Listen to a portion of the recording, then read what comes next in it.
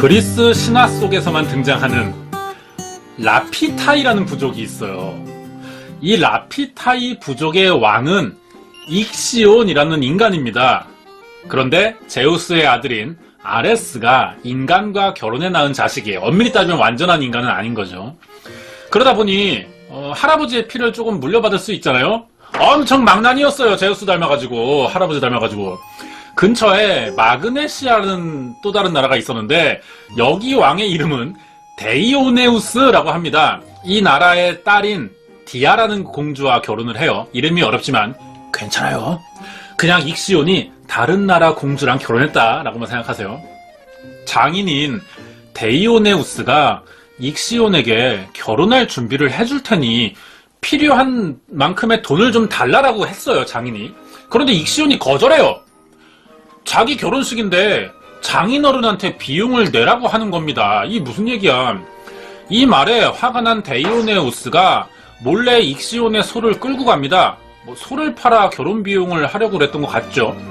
그제서야 장인어른이 화가 난 것 같다고 느낀 익시온은 연회를 열어요. 그래서 데이오네우스를 초대하죠. 아, 장인어른 화 푸세요. 죄송해요. 이렇게 하려고 했던 것 같아요. 사실 근데 아니야. 함정이었어요.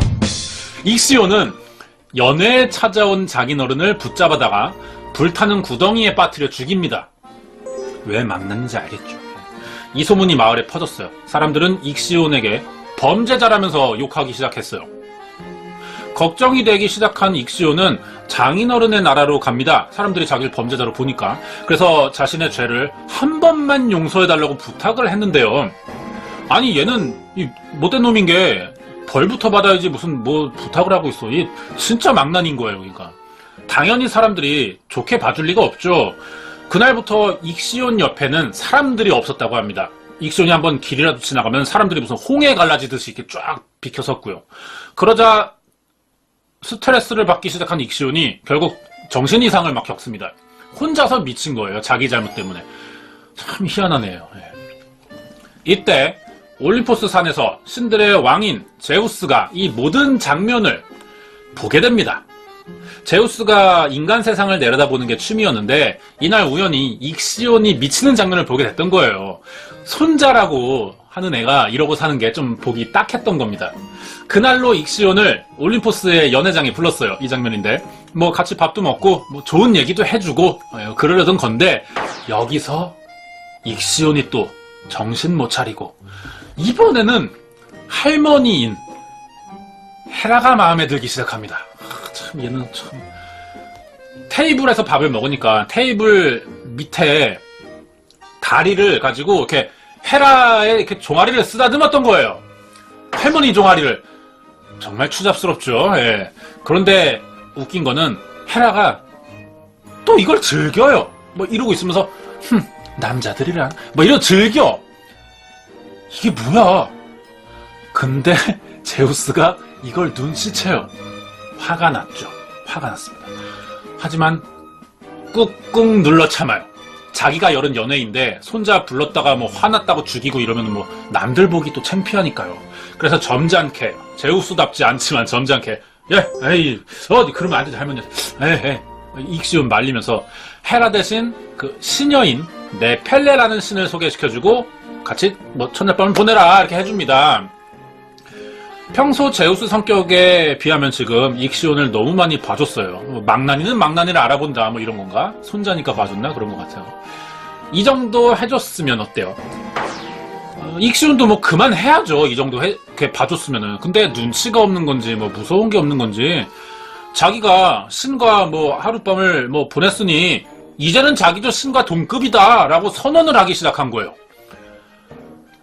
제우스는 더 이상 참을 수가 없었죠. 그래서 익시온을 잡아다가 영원히 돌아가는 불타는 수레바퀴에 묶어서 채찍질을 막 합니다. 맞을만 했죠. 예. 이래서 평생 불타는 수레바퀴에 묶여 살게 되었고요. 제우스의 명령으로 네펠레와도 헤어지게 됩니다. 이 사진이 이제 네펠레인데 익시온이 잡혀가니까 네펠레는 혼자가 됐어요. 헤라는 자기 시녀가 과부로 사는 게 불쌍해 보였나봐요. 익시온을 잊어버리라면서 보이오티아라는 나라의 왕인 아타마스라는 다른 인간과 결혼을 시켜줍니다. 아니 네펠레 생각도 좀 물어봐야 되는데 뭐 신하는 배려나 뭐 동의 이런 게 없어요. 그냥 시켰어, 결혼을. 이 결혼으로 네펠레가 3남매를 낳아요. 근데 남편이 페니키아라는 나라의 왕인 카드모스 집안의 공주인 이노를 새 부인으로 둡니다. 이노. 그것도 네펠레가 두 눈을 시퍼렇게 뜨고 있는데 정실 부인으로 데려온 거예요. 먼저 결혼한 건 네펠레인데 네펠레가 첩이 됐어요. 이게 아타마스의 아주 크나큰 실수였죠. 카드모스 집안은 조상대대로 신들의 저주를 받은 가문이었습니다. 이게 무슨 얘기야? 저주받은 집안의 딸을 신부로 데려왔으니 어떤 일이 생길 것 같죠? 지금부터 알아보겠습니다. 일단 화가 난 네펠레가 자기 주인인 헤라를 찾아갑니다. 그동안의 일들을 다 일러 바쳤죠.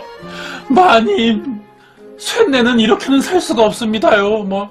저희 남편이 저를 소방 맞추고 바람을 핀다 얘기하는 거야. 헤라는 자기가 시녀의 인생을 망친 것 같다는 마음에 굉장히 미안해했습니다. 대신 복수해줘야겠다는 약속을 했죠. 새로 시집온 이 이노라는 여자는 어떤 사람일까요? 좀 알아야겠죠. 굉장히 영악했어요. 이 상황을 눈치채고 있었습니다. 이노는 헤라가 곧 찾아올 거라는 것을 알았습니다. 그래서 대비를 했는데 그 방법이 되게 재밌어요. 바로 이 나라 사람들이 농사에 쓸 씨앗을 미리 삶아두는 거였습니다. 왜 그랬을까? 삶은 씨앗으로 농사를 지으니까 싹이 안 나겠죠. 일부러 그 해 농사를 망친 거예요, 이노가. 그리고 남편인 아타마스를 찾아가서 나라에 흉작이 들어 자기가 점을 봤는데 첩이 된 네펠레의 아들 프릭소스와 헬레를 제물로 바쳐야 흉작이 끝난다면서 이간질을 한 겁니다. 이노가 그러니까 헤라가 자신을 죽이려고 올 테니 왕인 남편을 이용해 네펠레의 자식을 담보로 잡고 자기 목숨을 지키려고 하는 거죠. 이 뭐야? 거의 여인천하예요. 완전히. 장난 아니죠. 자, 그럼 이 문제를 저지른 원인이 된 아타마스는 어떻게 됐을까요? 이노의 말을 곧이곧대로 들어요. 얘는 아무 생각이 없어. 그냥 여자 치마 폭에 둘러싸였어요. 아무것도 몰라. 네펠레가 낳은 프릭소스랑 여동생 헬레를 산꼭대기에 데려가서 목을 찌르려고 제물로 바치려고 흉작 들었다니까 하는데 갑자기 헤르메스가 나타나요. 그래서 아이들을 피신시킵니다. 헤르메스도 제우스 아들이죠. 이 헤르메스가 지나가는 길에 이 남매를 만나고 사정을 들었어요. 아, 불쌍하잖아. 얘네가 무슨 잘못이 있어, 애들이. 그래서 도와준 겁니다. 이노의 작전이 그럼 실패로 끝난 거죠. 그러자 모든 사실을 알게 된 아이들의 엄마 네펠레는 헤라에게 다시 복수를 해달라면서 부탁을 했어요.